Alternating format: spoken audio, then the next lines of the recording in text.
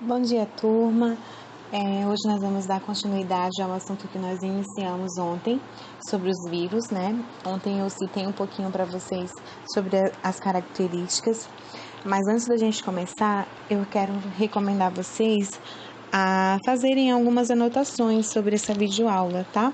Façam anotações, anotem aquilo que vocês acharam que chamou mais atenção, que é uma curiosidade, quer pesquisar, quer se aprofundar mais naquele assunto, tá? Façam pesquisa, anotem aquilo que vocês têm dúvida, tá? E coloquem lá para mim no Google Class, tá bom? Então, ontem na nossa aula, eu falei para vocês, que os vírus eles não se encaixam em nenhuma classificação dos seres vivos, né? Em nenhum dos 5 reinos que nós estudamos lá na classificação dos seres vivos, no que foi o nosso assunto anterior, né?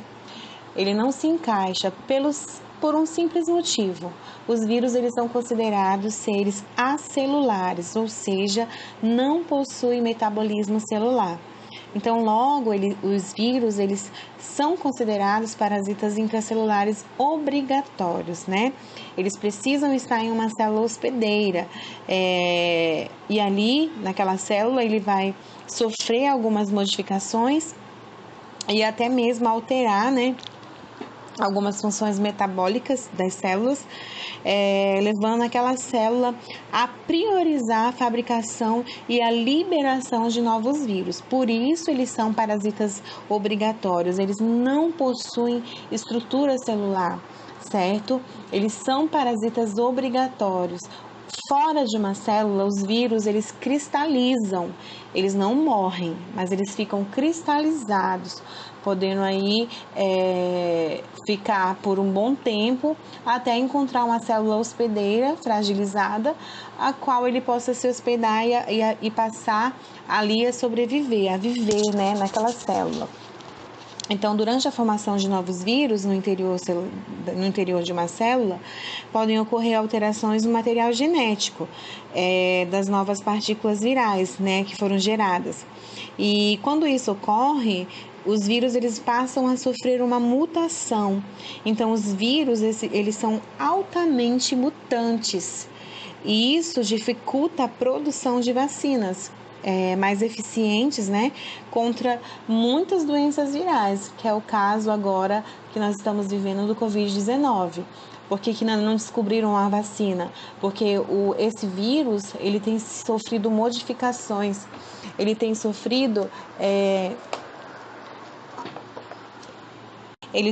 mutações genéticas, e essas mutações genéticas têm dificultado para os grandes cientistas, médicos, geneticistas, né, especialistas na área, a descobrir uma vacina, porque ele tem sofrido mutações genéticas frequentemente. A cada dia sofre essas mutações, a cada dia surgem novos sintomas, né, do Covid-19, porque ele tem se fortalecido. Então, eles têm esse alto poder de mutação genética, eles conseguem se modificar geneticamente com facilidade, né? E por que isso acontece? Porque os vírus, eles possuem uma estrutura, né? Eu, inclusive, pedi para vocês desenharem alguns tipos de estrutura viral de algumas doenças, né? Acho que foi HIV, Covid-19, dengue, outra e bacteriófago. Então, por quê? Cada vírus ele vai se modificar estruturalmente, ou seja, cada um vai ter as suas estruturas, claro, sempre com as funções específicas, né? Que é o que mantém essa igualdade, né, viral. Mas eu quero falar para vocês especificamente das principais estruturas virais, né? Que pode surgir, que pode existir nos vírus. Então, a composição estrutural dele é basicamente por um capsídeo, envelope viral e o material genético. Essas são as principais estruturas de um vírus, certo? Envelope viral, capsídeo e material genético. Mas, professora, Como ele pode ter material genético se ele não tem célula, não tem composição celular? Porém, os vírus, eles, quando estão introduzidos dentro de uma célula, eles têm esse alto poder de multiplicação justamente por isso, por existir neles um material genético, que pode ser tanto DNA quanto RNA, tanto ácido nucleico quanto ácido desoxirribonucleico, tá? Então, pode ser dos dois tipos, tanto o DNA quanto o RNA. Tanto o DNA, que é o ácido desoxirribonucleico, quanto o RNA, que é o ácido ribonucleico, tá? Então, a composição estrutural dos vírus é basicamente essa: envelope viral, capsídeo e material genético, certo? Todos os vírus são formados por uma cápsula de proteína. Isso é muito importante vocês entenderem. Essa cápsula de proteína nós chamamos de capsídeo, que envolve o material genético, é uma proteção interna, né? Nas células eucarionte, nós temos os núcleos, né? O núcleo que protege o material genético. Nos vírus, quem vai proteger o material genético é esse capsídeo, essa cápsula de proteína que protege o envelope, o material genético, né? O envelope viral, o material genético viral. E a partir dali tem essa proteção que ajuda a manter o equilíbrio e a multiplicação desse vírus, né, daquele determinado tipo de vírus, certo? Juntos, o capsídeo com o envelope viral, com o material genético, eles vão dar origem a dois componentes que formam o núcleo capsídeo, certo? A junção do capsídeo com o material genético, esses dois componentes vão formar aí o que nós chamamos de núcleo capsídeo, certo? Além, né, desses componentes obrigatórios, alguns vírus eles possuem externamente ao núcleo capsídeo um envelope. Essa estrutura, né, essa membrana formada por lipídios, que são gorduras, e proteínas, por isso são chamadas de membrana lipoproteicas, porque a formação é a junção dos lipídios com as proteínas.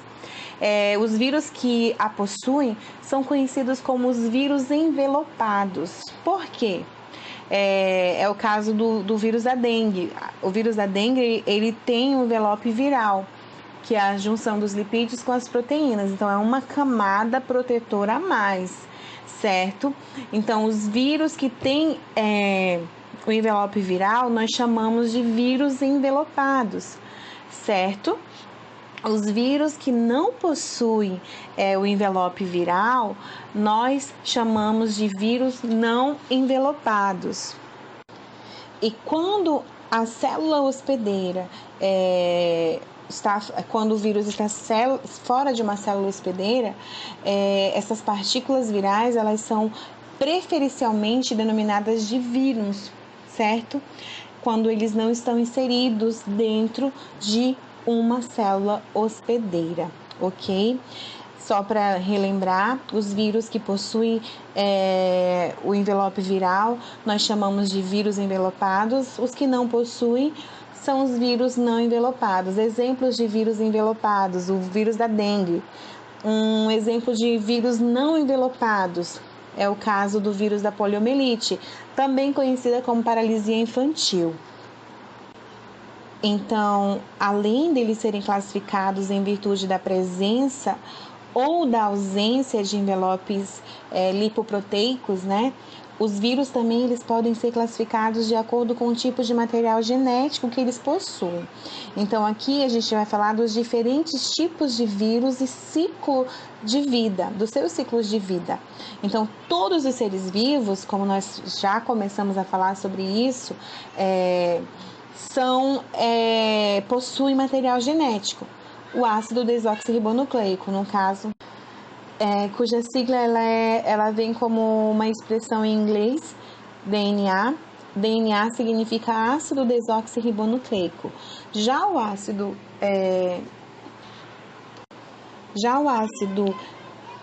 ribonucleico, ele é conhecido como RNA, certo? E nas células, o DNA, ele armazena todas as informações, né, que são produzidas através do nosso código genético, dos genes, da estrutura e do metabolismo celular. O código, o DNA, ele armazena todas as nossas informações genéticas. É através do DNA que nós herdamos características que nós recebemos dos nossos pais através dos cromossomos, da nossa mãe e do nosso pai. A junção desses cromossomos gera um indivíduo com 46 cromossomos, os 23 que recebemos da nossa mãe e 23 que recebemos do nosso pai. Essas características são manifestadas no nosso corpo, no nosso físico, no nosso genótipo e no nosso fenótipo. Isso nós vamos ver lá quando vocês estiverem no terceiro ano, vocês vão aprender mais sobre isso, certo? No entanto, quando uma célula ela necessita produzir um dado componente, a informação sobre como produzi-lo não é lida diretamente pelo DNA. Então, essa informação ela será transcrita por uma molécula de RNA, que então será lida pela célula para que a partir dela seja produzido o componente desejado. Então, o DNA ele vai passar por uma transcrição, né, através do RNA mensageiro, que vai traduzir para uma proteína. E isso acontece dentro das nossas células. Nos vírus, ao contrário do que acontece conosco, os seres vivos, é encontrado apenas um dos dois tipos de ácidos nucleicos. Em nossas células, as células eucariontes, as células procariontes, existem os dois tipos, tanto o DNA quanto o RNA, porque um traduz o outro, que leva as informações necessárias para o código genético, certo? Então, em virtude do tipo de material genético que possuem, os vírus eles podem ser denominados vírus de DNA ou vírus RNA. Eles vão ter um ou outro, nunca terão os dois. Além disso, os vírus eles não possuem a maquinaria celular, ou seja, as organelas que existem nas células eucariontes e procariontes, certo? Eles não possuem essas estruturas que são necessárias para a produção de componentes virais a partir das informações contidas no seu material genético. Por isso, eles são dependentes da infecção de uma célula, ou seja, precisam estar hospedados em uma célula, né, para que possam ter novas partículas virais formadas da leitura do material genético que eles possuem. Ou seja, DNA ou RNA, diferente dos demais seres vivos, das plantas, dos animais, de nós, seres humanos, que possuímos tanto DNA como RNA. Então, agora que nós vimos as características e os diferentes tipos de vírus, como ocorrem os ciclos, né, através do DNA e RNA, nós vamos ver um pouquinho sobre a reprodução dos vírus. Pode acontecer de dois tipos, né? Através do ciclo lítico e através do ciclo lisogênico. Vamos ver primeiro o ciclo lítico. O ciclo lítico, ele provoca a morte da célula hospedeira. Isso é muito comum nos vírus conhecidos como os bacteriófagos, certo? Ele primeiro se infiltra na célula que foi hospedada. A partir dali, ele vai depositar o material genético dele. O DNA, né, da bactéria é destruído. No caso dos bacteriófagos, eles só vão infectar as bactérias. Então, aqui eu estou falando especificamente do ciclo lítico e, em especial, dos bacteriófagos. Então, o bacteriófago ele vai se hospedar na célula hospedeira, depositar ali o seu material genético. Esse material genético que foi depositado vai destruir o material genético da bactéria, né, da célula que foi hospedada, vai ser destruído ali pelo vírus, que orienta a síntese de proteína, que eu falei anteriormente. que vai duplicando, né? Esse DNA vai destruindo o DNA da outra bactéria. No caso, o bacteriófago, ele possui DNA, não é RNA. Então, vai destruindo esse material genético da célula hospedeira. E a partir dali vai formar-se novos vírus. E a parede celular da bactéria se rompe, havendo assim a liberação de milhares de vírus, certo? Assim ocorre o ciclo lítico, ou seja, o vírus ele vai provocar a morte da célula que foi hospedada, da célula em que ele se hospedou. Já no ciclo lisogênico, o material genético do vírus torna-se parte do DNA da célula, que continua as atividades normais. Então, o vírus ele vai se fixar, falando novamente do bacteriófago, na bactéria e destruir a parte da parede celular. Depois, deposita nele o seu material genético, dentro da bactéria, em seguida o DNA do vírus passa a fazer parte do material genético da célula, sem essa célula perceber que foi invadida, que um ser invadiu ela, de uma maneira silenciosa. Então, a célula se duplica, né? Começa ali a se duplicar, a célula, o material genético, no caso o DNA do vírus, e doenças começam a vir à tona, doenças virais, né? Tendem aí, no caso, ser doenças que geralmente ainda não descobriram a cura, ainda não descobriram uma vacina, no caso do ciclo lisogênico, certo? Então, no ciclo de vida dos bacteriófagos, há dois tipos de reprodução. Através do ciclo lítico, onde o vírus ele vai matar a célula hospedeira, e o ciclo lisogênico, certo? Onde o material do vírus, material genético do vírus, torna-se parte do DNA da célula que está sendo usada para se hospedar. E a partir dali eles continuam suas atividades normais, porém com a doença, com esse patógeno inserido. E geralmente são ali doenças silenciosas, né? Doenças virais silenciosas. Então, dentro do ciclo de vida do bacteriófago vai existir dois tipos. Quais são eles? O ciclo lítico e o ciclo lisogênico, certo? E já o ciclo do vírus conhecido como influenza ou vírus de RNA, ele também é conhecido como vírus de RNA. A influenza ela é popularmente conhecida como a gripe, né? É uma doença bastante comum nos dias, principalmente quando há mudança de temperatura, e costuma atingir aí grande parte da população. Todo mundo já pegou uma gripe.